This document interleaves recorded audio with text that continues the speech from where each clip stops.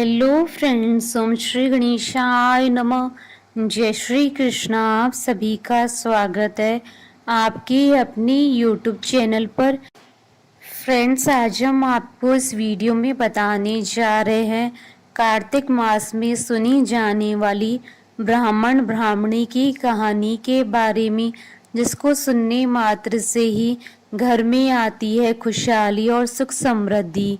Friends, video शुरू करने से पहले आपसे रिक्वेस्ट है, अगर आप हमारे चैनल पर नए हैं और आपने अभी तक चैनल को सब्सक्राइब नहीं किया है तो प्लीज़ सब्सक्राइब कीजिएगा चैनल को, साथ ही प्रेस कीजिएगा बेल आइकन को, जिससे नए वीडियो से रिलेटेड नोटिफिकेशन आपको तुरंत प्राप्त हो सके। और वीडियो पसंद आने पर वीडियो को लाइक और शेयर जरूर कीजिएगा, ताकि सभी भक्तों को इस वीडियो का लाभ प्राप्त हो सके। और कमेंट बॉक्स में जय श्री राम जरूर लिखिएगा। कार्तिक मास महात्मा सभी प्रकार के विघ्नों का नाश करने वाले तथा सारी सृष्टि का पालन करने वाले श्री गणेश जी तथा ज्ञान की दाता देवी श्री सरस्वती जी तथा सब पुराणों के कर्ता श्री व्यास जी तथा श्री गुरुदेव जी के चरण कमलों में नमस्कार करके भगवान की श्रद्धा और भक्ति रस में डूबे हुए कार्तिक मास महात्मा की कहानी कहती हूँ। कार्तिक मास की 12वीं कहानी आरंभ। एक ब्राह्मण और ब्राह्मणी रहते थे। वो 7 कोस दूर गंगा जमुना स्नान करने जाते। रोज इतनी दूर आने जाने से ब्राह्मणी थक जाती थी। एक दिन ब्राह्मणी कहती है कि कोई बेटा होता तो बहू आ जाती। घर वापस आने पर खाना बना हुआ तो मिलता, कपड़े धुले हुए मिलते। ब्राह्मण कहता है कि तूने भली बात चलाई, चल मैं तेरे लिए बहू ही ला देता हूँ। ब्राह्मण फिर बोला कि एक पोटली में थोड़ा सा आटा बांध दे, उसमें थोड़ी सी मोहर अशरफी डाल दे। उसने पोटली बांध दी और ब्राह्मण पोटली लेकर चल दिया। चलते चलते कुछ ही दूर एक गांव में जमुना जी के किनारे बहुत सारी सुंदर लड़कियां अपने घर बनाकर खेल रही थी। उनमें से एक लड़की बोलती है कि मैं तो अपना घर नहीं बिगाड़ूंगी, मुझे तो रहने के लिए ये घर चाहिए। उसकी बात सुन ब्राह्मण के मन पर वही लड़की छा गई और मन ही मन सोचने लगा कि बहू बनाने के लिए यही लड़की ठीक रहेगी। जब वह लड़की जाने लगी तो ब्राह्मण भी उसकी पीछे पीछे चला। और जब वह लड़की अपने घर पहुंचती है तब बूढ़ा ब्राह्मण बोला, बेटी, कार्तिक का महीना है, मैं किसी के यहाँ खाना नहीं खाता। तुम अपनी माँ से पूछो कि मेरा आटा छानकर 4 रोटी बना देगी क्या? यदि वह मेरा आटा छानकर रोटी बनाएगी तभी मैं खाऊंगा। लड़की अपनी माँ को सारी बात बताती है। माँ कहती है कि बेटी, बाबा से कह दे कि रोटी में 4 रोटी वह भी खा लेंगे। लेकिन लड़की कहती है कि नहीं माँ, बाबा ने कहा है कि मेरा आटा छानकर बनाओगी तभी वह खाएंगे। तब उसकी माँ कहती है कि ठीक है, जा बाबा से कह दे कि अपना आटा दे दे। उसने आटा छाना तो उसमें से मोहर अशरफी निकलती है। वह सोचती है कि जिसके आटे में इतनी मोहर अशरफी है तो उसके घर न जाने कितनी होगी। जब ब्राह्मण रोटी खाने बैठा तो लड़की की माँ बोली, तुम लड़की की सगाई करने जा रहे हो? बाबा बोला कि मेरा लड़का तो काशी बनारस पढ़ने गया हुआ है, लेकिन अगर तुम कहो तो मैं खांड कटोरे से तेरी लड़की को ब्याह कर साथ ले जाऊं। लड़की की माँ बोली, ठीक है बाबा, और वह ब्याह कर लाया। घर आकर बोला, रामू की माँ, दरवाजा खोलकर देख, मैं तेरे लिए बहू लेकर आया हूँ। आकर बहू का स्वागत सत्कार कर ब्राह्मणी बोली, दुनिया ताने मारती थी, अब तू भी मार ले। हमारे तो 7 जन्म तक कोई बेटा बेटी नहीं है। तो ब्राह्मण बोला, तू दरवाजा तो खोल। ब्राह्मणी ने दरवाजा खोला तो सामने बहू खड़ी दिखी। तब वह आदर सत्कार से बहू को अंदर ले गई।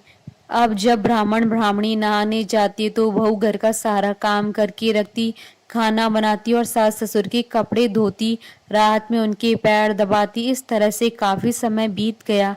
सास बहू को सीख देती है कि बहू, चूल्हे की आग न बुझने देना और मटके का पानी खत्म न होने देना। एक दिन चूल्हे की आग बुझ गई। बहू भागी भागी पड़ोसन के घर गई और बोली कि मुझे थोड़ी सी आग दे दो, मेरे चूल्हे की आग बुझ गई है। मेरे सास ससुर सुबह 4 बजे से बाहर गए हुए हैं और वह थके हारे वापस आएंगी तो मुझे उनके लिए खाना बनाना है। पड़ोसन कहती है, अरे तू बावली है, तुझे तो ये दोनों मिलकर पागल बना रहे हैं। इनका ना कोई बेटा है ना कोई बेटी है। बहू बोली, ना ना आप ऐसे मत बोलो, क्योंकि इनका बेटा काशी बनारस पढ़ने गया है।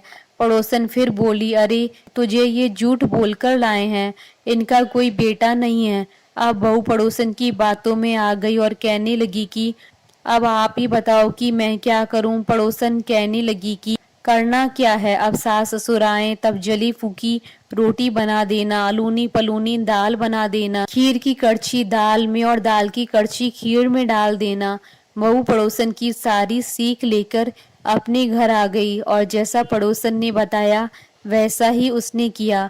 जब सास ससुर घर आए तब भूखों का कोई आदर सत्कार बहू ने नहीं किया और ना ही उनके कपड़े धोए। जब सास ससुर को खाना दिया तो सास बोली, बहू जली फूंकी रोटी क्यों है और दाल भी अलूनी है। बहू पलटकर जवाब देती है कि आज यही खाओ सासू जी, अगर एक दिन ऐसा खाना खा भी लिया तो तुम्हारा कुछ बिगड़ नहीं जाएगा, मुझे तो जीवन भर ही अनूठी रहना है। बहू की बातें सुनकर सास बोली कि आज तो बहू ने अच्छी सीख नहीं सीखी है।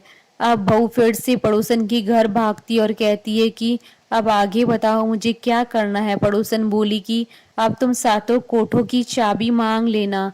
अगले दिन जब सास जाने लगी तो बहू अड़ गई कि मुझे सातों कोठों की चाबी चाहिए। तो ससुर कहने लगा कि दे दो उसे चाबी, आज नहीं तो कल चाबी इसे ही देनी है।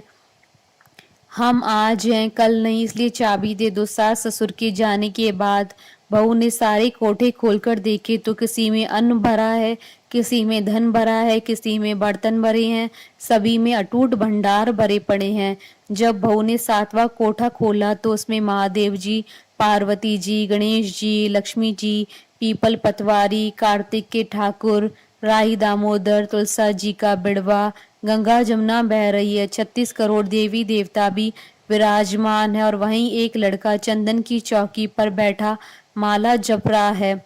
सब देख बहू लड़के से कहती है, तू कौन है? लड़का कहता है कि मैं तेरा पति हूँ, दरवाजा बंद कर दे, जब मेरे माँ बाप आएंगे तब खोलना। सारा नजारा देखकर बहू बहुत खुश हुई और नाचती फिरने लगी। 16 श्रृंगार कर सुंदर वस्त्र पहन और सास ससुर का इंतजार करने लगी। उनके लिए 36 प्रकार के पकवान बनाकर रखे। सास ससुर जब वापस आए तब उसने उनका बहुत आदर सत्कार किया, उनके कपड़े धोए, उनके पैर दबाए। बहू सास के पैर दबाते कहने लगी कि माँ जी, आप इतनी दूर 12 कोस यात्रा करके गंगा जमुना का स्नान करने जाती हो, थक जाती हो तो तुम घर में स्नान क्यों नहीं करती हो? बहू की बात सुन सास कहने लगी कि भला गंगा जमुना जी भी घर में बहा करती हैं क्या? बहू बोली, हाँ माँ जी, बहती है, चलो मैं आपको दिखाती हूँ। उसने सातवां कोठा खोलकर दिखाया तो उसमें गणेश जी, लक्ष्मी जी, महादेव जी, पार्वती जी, पीपल पतवारी माता लहरा रही हैं, तुलसा जी भी लहरा रही हैं, कार्तिक के ठाकुर, राई दामोदर, गंगा जमुना बह रही हैं, 36 करोड़ देवी देवता विराजमान है और वहीं तिलक लगाए चंदन की चौकी पर एक लड़का माला जप रहा है। माँ ने कहा कि तू कौन है? लड़का बोला, माँ मैं तेरा बेटा हूँ। बुढ़िया फिर बोली, तू कहाँ से आया? लड़के ने कहा कि मुझे कार्तिक देवता ने भेजा है। बुढ़िया कहती है कि बेटा ये दुनिया कैसे जानेगी, कैसे जानेगा मेरा घर का धनी, क्या जानेगी देवरानी जेठानी, क्या जानेगा मेरा अगल बगल पड़ोस की तू मेरा ही बेटा है। बुढ़िया ने विद्वान पंडितों से सलाह ली तो वह बोले कि इस पार बहू बेटा साथ खड़े हो जाएं और उस पार बुढ़िया खड़ी हो जाए।